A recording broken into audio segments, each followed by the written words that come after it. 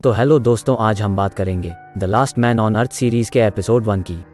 तो कहानी की शुरुआत एक रहस्यमयी वायरस से होती है जो हर इंसान को खत्म कर देता है, पर फिलिप मिलर पृथ्वी पर एक अंतिम इंसान बचा हुआ व्यक्ति है। वह पिछले 1 साल से अकेला रह रहा है और अधिक लोगों की तलाश के लिए अमेरिका घूम रहा है। वह हर एक राज्य में जाता है और खाली शहरों को मार्क करता है और संग्रहालयों से कलाकृतियां और महंगी पेंटिंग चुराता है। इंसानों को खोजने के असफल मिशन के बाद फिलिप अपने शहर टक्सन लौटने का फैसला करता है। फिर भी वह आखिरी प्रयास के रूप में वह हर बिलबोर्ड पर अलाइव इन टक्सन लिखता है। टक्सन में वह अपने लिए सबसे बड़ा घर चुनता है और उसे अपना नया घर घोषित करता है। और वह अगले कुछ दिन सभी प्रसिद्ध चित्रों, व्हाइट हाउस की एक चटाई, अपनी एक तस्वीर और अन्य वस्तु सजाने में बिताता है। लेकिन हर दिन सोने से पहले फिलिप हाथ की लकीरें घिसने के लिए भगवान से माफी मांगता है और चाहता है कि वह मृत्यु से पहले कम से कम एक लड़की से मिलवा दे। अगले दिन ऐसी ढेरों कारें हैं जिनका इस्तेमाल वह ड्राइव करने के लिए कर सकता है। वह अपने अंडरवियर में किराने की दुकान पर जाता है और बंदूक का उपयोग करके कांच फोड़ता है। केवल 1 साल में वह इंसानी रवैये को पूरी तरह से भूल गया है, क्योंकि उसे सबक सिखाने वाला कोई नहीं है।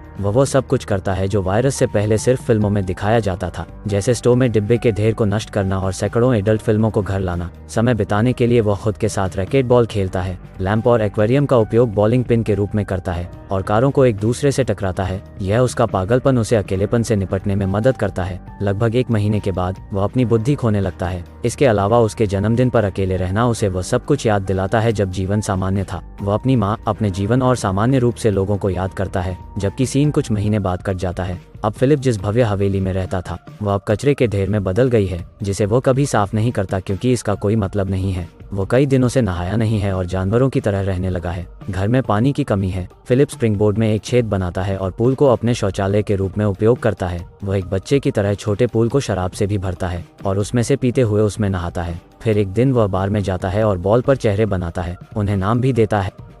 वो उनसे ऐसे बात करता है जैसे वे उसके असली दोस्त हों, बस यह महसूस करने के लिए कि वह अकेला नहीं है। रात में वह एक बॉल को कपड़े की दुकान पर लाता है और एक पुतले से बात करता है जैसे वह उसे पसंद करता है। और जब उसका हाथ टूट जाता है तो फिलिप अपना दिमाग खो देता है। फिर वो फैसला करता है कि वह अब और नहीं जीना चाहता और वह पहाड़ी पर जाता है। वह अपने सभी बॉल फ्रेंड्स को हमेशा के लिए याद रखने का वादा करते हुए उन्हें विदाई देता है। फिर वह अपनी कार को पूरी गति से चट्टान की ओर लाता है, लेकिन वह अपने सभी बॉल फ्रेंड्स को हमेशा के लिए याद रखने का वादा करते हुए उन्हें विदाई देता है। फिर वह अपनी कार को पूरी गति से चट्टान की ओर लाता है, लेकिन अचानक वह दूर से धुआं उठता हुआ देखता है और टकराने से पहले कार को रोक देता है। फिलिप को अपनी आंखों पर विश्वास ही नहीं हो रहा है और वह तुरंत धुएं का पीछा करता है और वह तक पहुंचता है और उसे कुछ ऐसा दिखाई देता है जिसे देखने के लिए वह पिछले 1 साल से भीख मांग रहा था। किसी ने अपनी ब्रा को धूप में सुखाने के लिए छोड़ दिया है। फिलिप उसकी गंध लेता है और वह इतना हैरान हो जाता है कि वह बेहोश हो जाता है। जब वह उठता है तो देखता है कि एक खूबसूरत लड़की उसे गोद में लिए हुए है। वह बहकावे में आकर उसकी इच्छा पूरी करने का वादा करती है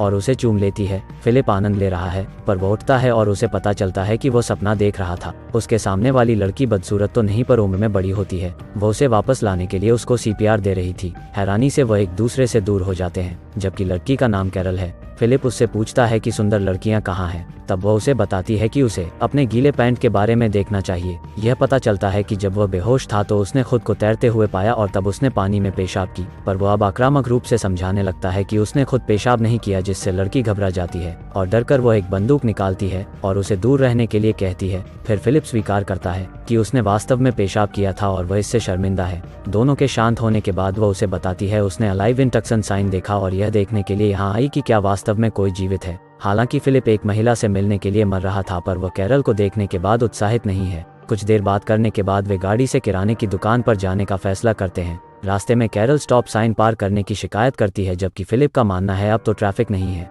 वह इस बात पर अड़ी रहती है कि उन्हें नियमों का पालन करना होगा, वरना वे एक जानवर की तरह रहने लगेंगे। उसे बेहतर महसूस कराने के लिए वह रुक जाता है और दोनों तरफ को देखता है। यह बताता है कि कोई भी सड़क पार नहीं कर रहा है। जब वे किराने की दुकान पर आते हैं तो फिलिप पार्क में विकलांग लोगों की जगह पर गाड़ी लगाता है, तो कैरल उससे फिर से बहस करती है, पर फिलिप जोर देकर कहते हैं कि विकलांग लोगों के पास अपनी कार पार्क करने के लिए बहुत सारी जगह है। जब कैरल अभी भी उसे कहीं और पार्क करने का आग्रह करती है तो वो गाड़ी को स्टोव में घुसा देता है। उसके बाद वो घर आते हैं और कैरल उसके रहने के तरीके से नफरत करती है। उसके पास 2 स्विमिंग पूल हैं, एक में उसका पॉटी और दूसरे में कचरा भरा है। तब कैरल ने उस पर पेंटिंग चुराने का भी आरोप लगा। में वापस जाने के लिए कहता है अगली सुबह फिलिप कैरल को उसकी घर की सफाई करते हुए दिखती है। वह उसे दुकान से सफाई का सामान लेने के लिए उकसाती है क्योंकि उसे इंसानों की तरह जीना शुरू करना पड़ेगा। रात में फिलिप अपने बॉयफ्रेंड्स के पास जाता है और कैरल के बारे में शिकायत करता है। उसे ऐसा लगता है कि वे एक विवाहित जोड़े हैं जिन्हें तलाक लेने की सख्त जरूरत है। अगली सुबह वह रहने के लिए बगल के घर में आती है। वह उसे दूर भगाने की कोशिश करता है लेकिन कैरल जिद्दी है और एक जवाब के रूप में फिर फिलिप अपनी पैंट उतार देता है। वह सोचती है कि वे चुने हुए लोग हैं जिन्हें पृथ्वी को फिर से आबाद करने का कर्तव्य दिया गया है। फिलिप का कहना है कि वह उसके साथ नहीं सोएगा भले ही वह पृथ्वी पर आखिरी महिला हो। अगले सीन में जब कैरल उसके पास आती है तो वह अपने शौचालय में होता है। वह चाहती है कि वह उनके घर में पानी लाने का कोई रास्ता खोजे जिससे फिर वे टमाटर और अन्य फल उगा सकते हैं। जब वह मदद करने से इनकार करता है तो वह उसे ताजे टमाटर खाकर उकसाने की कोशिश करती है लेकिन उसे कोई फर्क नहीं पड़ता। हालांकि जब अंधेरा हो जाता है तो वह उसके बगीचे में घुस जाता है और उसकी सारी सब्जियां खाता है। अगली सुबह कैरल उसके दरवाजे पर दस्तक देती है और उसे टमाटर से भीगा हुआ पाती है, पर फिलिप अब भी दावा करता है कि उसने उन्हें चुराया नहीं है और वह देखता है कि मैनहोल से अपने घर में पानी लाने की कोशिश करते समय कैरल के पैर में चोट लगी है। कुछ दिनों बाद वह एक सभ्य इंसान की तरह जीने की कोशिश करना छोड़ देती है। फिलिप उसे उसके स्विमिंग पूल में शौचालय की नकल करते हुए पाता है। कैरल सोचती है कि उन दोनों का जीवन में कोई उद्देश्य नहीं है, वे किसी भी तरह से एक संपूर्ण मानव निर्माण करने में सक्षम नहीं है, जबकि वे अपनी $1 मिलियन की हवेली में शौचालय की व्यवस्था भी नहीं कर सकते हैं। तब वह फिलिप को बहुत बुरा महसूस कराती है, इसलिए वह शहर की पानी की टंकी के पास जाता है और कैरल के बगीचे में पानी लाने का रास्ता बनाता है। वह अंत में उसे देखकर खुश होती है और उसे रात के खाने पर आमंत्रित करती है।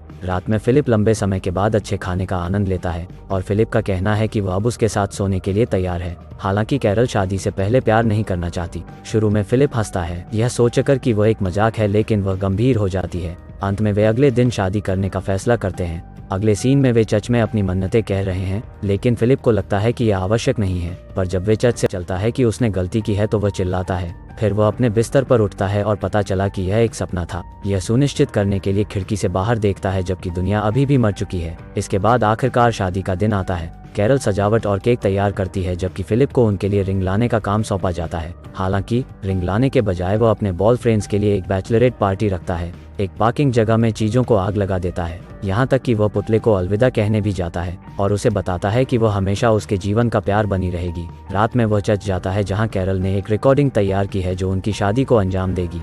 अंत में रिंग पहनने का समय आ गया है तो वह रिंग लाया ही नहीं था। तब उसे पता चलता है कि वह अकेली है जो प्रयास कर रही है और वह वहां से चली जाती है। बाद में फिलिप उसके घर आता है, उससे बात करने की कोशिश करता है लेकिन वह कोई जवाब नहीं देती, इसलिए वह सामने के दरवाजे को हथौड़े से तोड़ता है और घर में आता है। उसे सरप्राइज करने के लिए उसने वास्तव में इसे सजाने का प्रयास किया है। उसने उनके लिए एक केक भी तैयार किया है। उसने जो किया उसके बारे में उसे बहुत बुरा लगता है और वह उससे माफी मांगता है। वह यह भी बताता है कि वह वास्तव में उसके पकाए खाने को पसंद नहीं करता है, लेकिन फिर भी उसे खुशी है कि वह साथ में मौजूद है क्योंकि उसके बिना वह अभी जीवित नहीं होता। इतना कहने के बाद फिलिप उसे बाहर लाता है और वे एक गहने की दुकान पर जाते हैं जहां कैरल को अपनी पसंद की सभी रिंग मिलती हैं। वे अंत में शादी को अंजाम देते हैं। रात में दोनों प्यार करते हैं लेकिन कैरल रात भर बात करना बंद नहीं करती। अगली सुबह वह उसे अपने घर में रैकेट बॉल खेलते हुए पाती है। फिलिप को लगता है कि वह उसे फिर से सताने जा रही है, लेकिन वह उस खेल में शामिल होती है, जिसके बाद वे दिन का आनंद अग्निरोधक सूट बनाते हैं और एक दूसरे को आग लगाते हैं। बियर के डिब्बे पर बुलडोजर चलाते हैं